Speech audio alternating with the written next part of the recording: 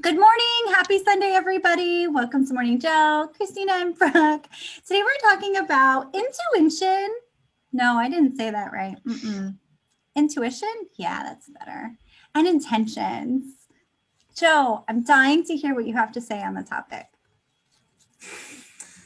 I'm still trying to I'm still trying to understand how like the topic relates to what we were talking about what it would be.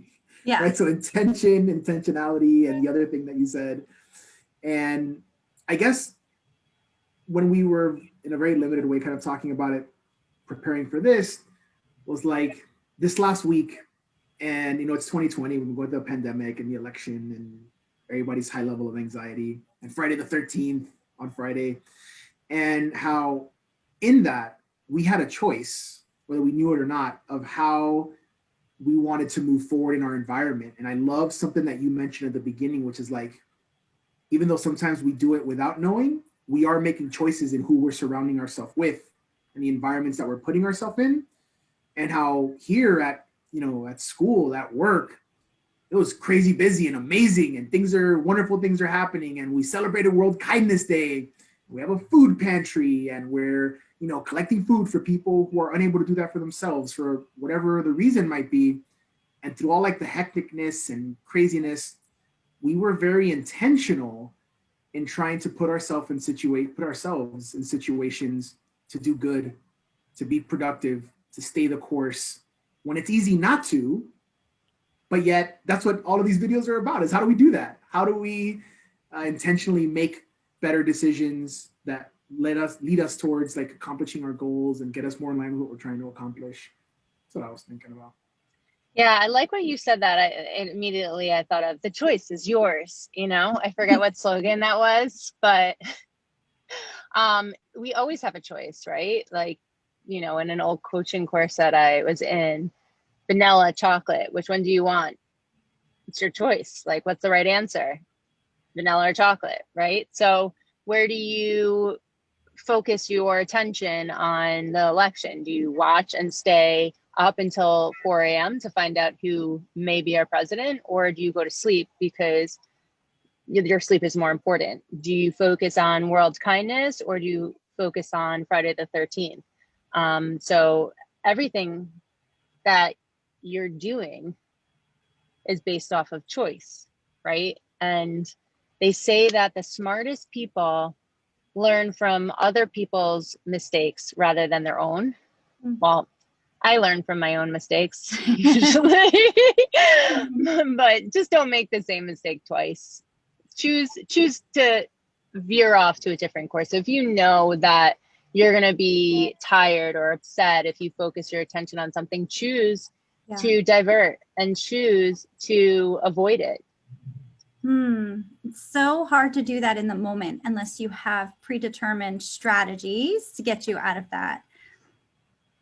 That's what I'm thinking. Like, how exactly. do you want to go to that fun place of like, oh, let's just sit in this and whine for a minute, because it's so fun to do that sometimes. But you're right. It's better to get yourself out of the rut, see the good, and propel it forward. Like, it's World Kindness Day. It's not Friday the 13th. That's what just happened.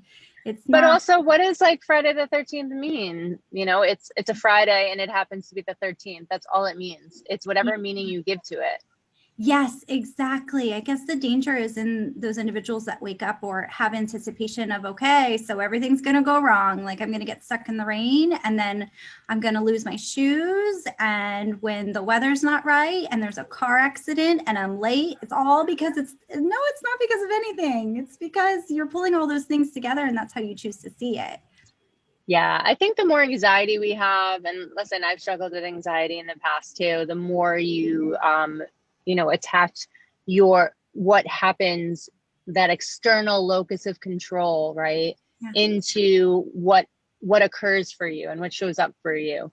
But the more you separate the two and you really focus on how you have a choice and you're in control of your destiny, really, then you can detach from all the superstitions and so on and so forth. So what I like to do sometimes, and this is where the tools come in, is try to separate the facts from the story, right? I do the story, okay, what's my concern? What's the feeling surrounding it, blah, blah, blah. But what do I actually know is occurring, right? And then separate the two and then repeat that back, and try to focus on what I know. And I always also like to step away from whatever it is that I'm feeling in the moment before I do that, because it's hard to come from an emotional state or like a scared state or an anxious state. Good point. I see Joe Yeah. dancing. You guys just have such good ideas that I'm always like just antsy at just listening to it, like a dog that just wants a biscuit. So yeah, man, you guys are so spot on.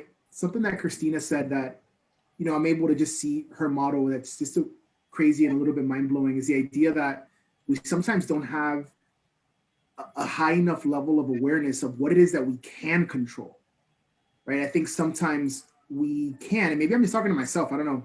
There's that thing that whenever you say we, you're really just talking about yourself and superimposing on others. But the idea that, the concept of the narrative versus the facts, that there's a power to the narrative and that you can control that narrative, right? You can control the narrative that you're telling yourself about what it is that it's happening. And that's the choice. Yeah. The choice is that I can choose to come from like a deficit place, come from a deficit mindset.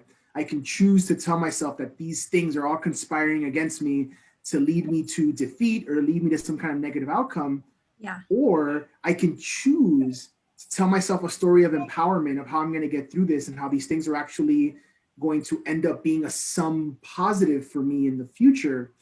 And I know that like the bucket or the pool of things that I have control over, to me, it kind of has expanded. The more that we've talked, the more I've come to understand where you guys are coming from and your thoughts about having your growth mindset and your thoughts about life. For me, that's been one of the biggest differences that I've noticed is that first step in terms of like strategies or what we can do, just the acknowledgement that, this isn't just passively happening to me. I have agency here. I can dictate what the story is. I can dictate the narrative. Some things I can't control. I can't control the facts. I can control the narrative. And I can control how it impacts me moving forward. Ooh, exactly. So yeah. And I was just thinking, definitely we're the authors and the creators of our lives once we understand that, but having that support team to cheer you on. And I was thinking about like my adult ADHD group that I run, the 3C activation. And there's so many clients who come to me and they say, I want to be more productive. I want to do this. I want to do that. But I also like they are trying to grasp on control of their feelings and their emotions. Oops, did I go away? You went away. Oh no, not again. Control your photo. Control. My iPhone needs to cool down. Damn it. Can you hear me? Yes. Okay, so we're just gonna go with a black screen, Brooke. You have your beautiful photograph. Don't worry. You are well represented. Yeah. Great. But yeah, having that support group and acknowledgement that with time and practice, you can get in control of your mind and learning more about yourself and learning between the facts and the stories and differentiating and understanding your purpose and your values and all of those things that we've spoken about before. So helpful when you have a support system. So true. That goes back to what Joe was saying, just choosing who you surround yourself with. Yeah, you're the average of the 5 people that you choose to be around, right? And I saw this meme recently that, see who you are with when you're the happiest and then choose to be around those people. Because our time is everything. And we always come back to, we have 24 hours in a day, so choose wisely. Ooh, I love that. I want that meme. That's where I like going for my life philosophies or cool dank memes. Yeah. But by the way, to your point, Brooke, I hope that's one of the things. I don't know how many there are, but I hope that's one of the things that through these videos that we're like modeling, right? You're back, right? I hope that's one of the things that we're modeling is that this is what that could look like.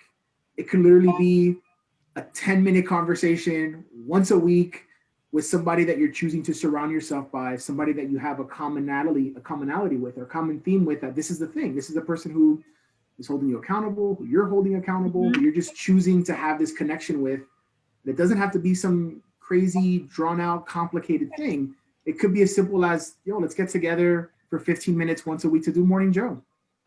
Yeah. You guys, we hold each other accountable and keep each other out of the rut. Definitely.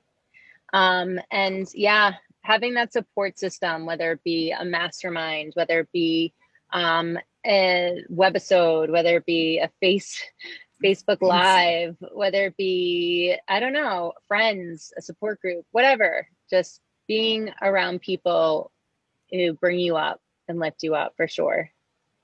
I think that's such a perfect example, by the way, of like another interesting dynamic where I'm like, yeah, your support system, be like, yeah, like taking a master class or doing like a camp, or you can, I'm like, I'm talking about like the next door neighbor, the dude next door that I like see once a week, like taking out the garbage together. Whatever it is, but like, you know, and I know we can take this in so many different ways, but like with COVID, you know, we were in such isolation, a lot of us, right? Like, and you know, even if you're on Zoom or from a distance or outside, whatever it is, like just being able to communicate and be around, whether it be physically or virtually, around people that bring you up, for sure. By the way, when my wife watches this, she's going to be really angry. She's like, that guy never takes out the trash. What's he talking about? She'll keep you honest. I love it. Sorry, Millie. I'll talk to him about that. Well, happy Friday, everybody. Stay happy, stay positive, follow your intentions.